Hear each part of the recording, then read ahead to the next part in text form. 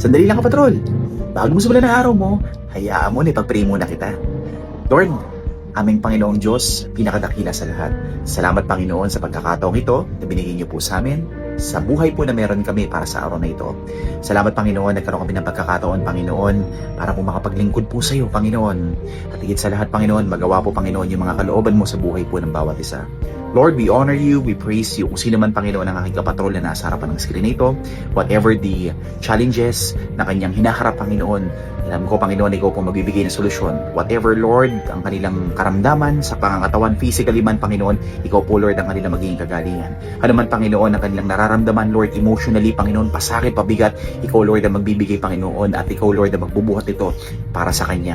Lord, alam ko Panginoon na mahal mo Panginoon ang aking kapatrol na nasa harapan ng screen ito at hindi mo po siya pababayaan. Panginoon, let your will be done in his life. Let your will be done in her life, Panginoon. Maraming pong salamat, Panginoon, sa buhay po niya. Salamat po sa araw na ito.